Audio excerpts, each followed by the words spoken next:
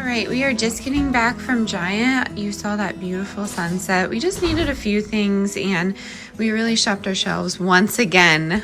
And I feel like we just got some staples that we needed, some snacky things and some treats every now and again. So this is a low budget family grocery haul for 6 people. I'm really trying to stick with what we have in the refrigerator, so we probably won't be going out much this week. Not like we always do, but I do like to say every now and again we get a pizza or maybe we'll go through a drive-thru. We're not perfect. So starting strong over here with a treat for us, the Grand Chocolate Stout by Trogs. I'm really excited to try this. It's going to be delicious and we're going to have a nice fire tonight. So gonna grab that. Yeah, says my 2-year-old. Then we have some King Arthur all-purpose flour, unbleached, unenriched flour. I really like this. The organic kind is there as well, but it wasn't on sale. Hold, please. Speak of treat, this is what she was pulling for. We always get the Philly Pretzel Factory. They do not compare to Lap's Pretzels if you're familiar with the Lancaster area, but this is what we get from here.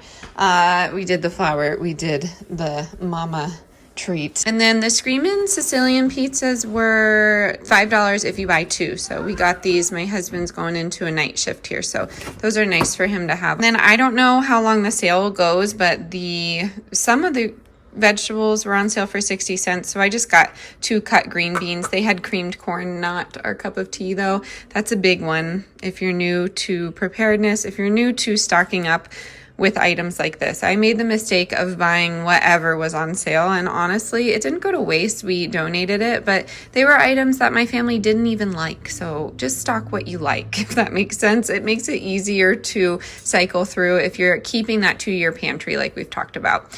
Progresso New England clam chowder. That has my husband's name written all over it. He got 2 of those. We have a bag of Macintosh apples on sale, $1.49 a pound, which is awesome. And it proved a point of mine. And that was all the sale items were up front. But if you went on the side aisles, there were some apples and some other items that were much cheaper than what the sale item was. So I encourage you, if you have time, to look around the perimeter of the grocery store. You're really going to find some great things there. And then I don't avoid the center aisles when it comes to health because there are a lot of options, at least at my stores. We got some Kreider Farms whole milk. We did not get our raw milk this week because we went to Giant. We have some organic pears here, organic bananas. I really like the imitation crab salad. It's probably terrible for you, but it's very nostalgic. My dad and I used to eat these with crackers all the time, and that's what I plan to do in my lunches. The Gilbert's Farmhouse Cheddar Chicken Sausage was on sale for $3.99 with the coupon, so that's pretty good. 14 grams of protein, and it's relatively clean, not perfect though. We got lucky. I found some of the chicken mozzarella ravioli on sale for $2.99, and there was only 1 left, so they were pretty picked through. We have cucumbers here. We have coffee, 2 different kinds. Barry's tea, can't live without it.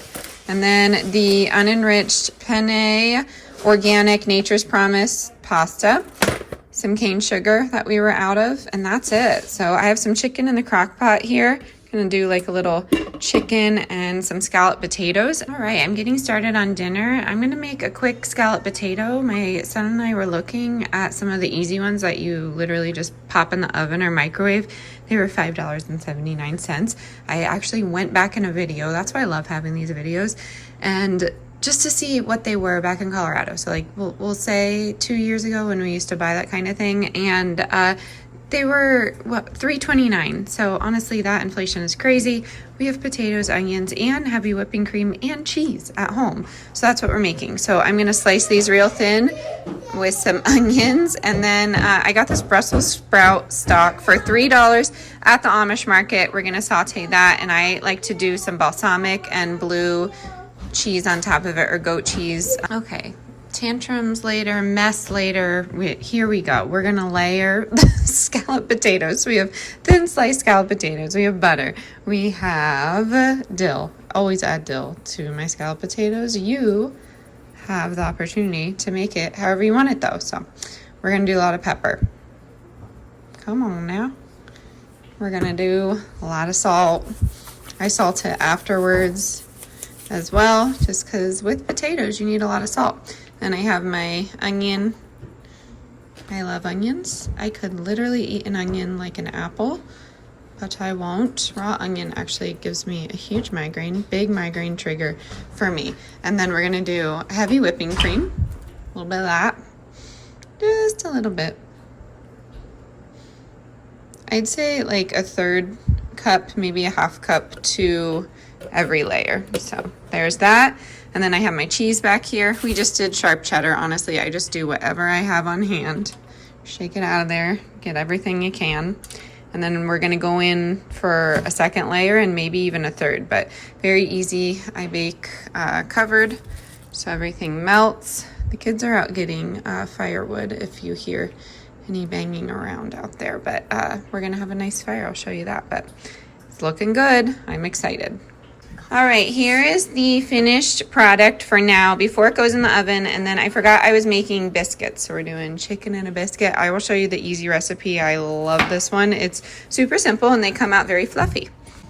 Okay, so it's basically 2 ingredients. It's all-purpose flour and heavy whipping cream. If you don't have all-purpose flour, just use flour with a tablespoon of baking powder, and just let me know if you want the recipe. I don't go by a recipe just because I just go with the consistency that I want.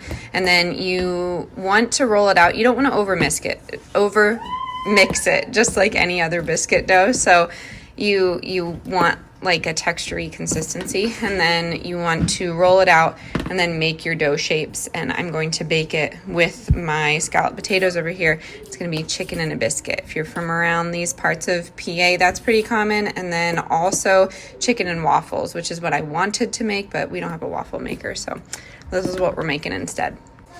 Okay, and then this is a kind of consistency that would work. I just want it a little bit more wet. I realized I said all-purpose flour.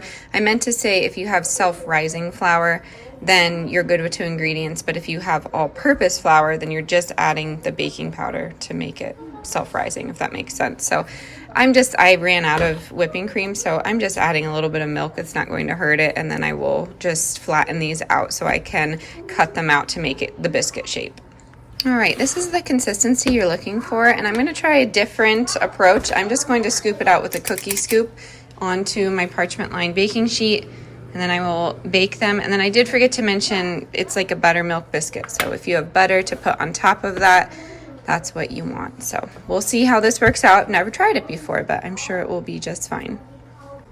Okay, here are the Brussels. We have avocado oil, we have soy sauce, maple syrup, a little bit of salt and pepper, and that's it. Normally I would go with the balsamic, but I can't find my glaze. And then my next one is like a maple mustard, but I'm out of Dijon mustard, so we're going with a soyaki. I don't really know what to call it, but they're going to be delicious regardless. And that's a game that you used to play. So you hold on to one side, I hold on to the other.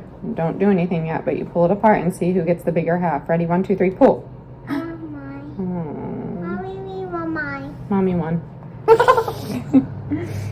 I have the girls helping. In the last video, we didn't get a chance to make this, but you need a swing top jar. We're making pine soda. You need the pine that we talked about, and if you didn't watch the last video, you'll have to go back and it will tell you. It's just eastern pine here. You can tell if there's 5 little sprigs coming out of the cluster. And you can remember that by the word white spelling with 5 letters, if that makes sense. But anyways, you're gonna put this in your swing top jar. I was just soaking mine because potatoes. Because of spiders. Yes, true. But you could make pine tea with this. Yeah. This will sit on our shelves for 6 days. Can I do And like my son went out and got it. You just want to take that cluster and break it off here. Oh, can I do and pull it from there, and then you put it in. Can I put it in? No, we don't put an apple in. Can I put one in? Yes, thank you. Okay. And you just put it in here. Love it. Oh, great job. We have some firewood. It's hard to get in. I know. Chaos in the kitchen. Yep. Okay, so we have it all in the jar here, and then I have honey. And then you're going to take honey. We're going to see if we can get this in.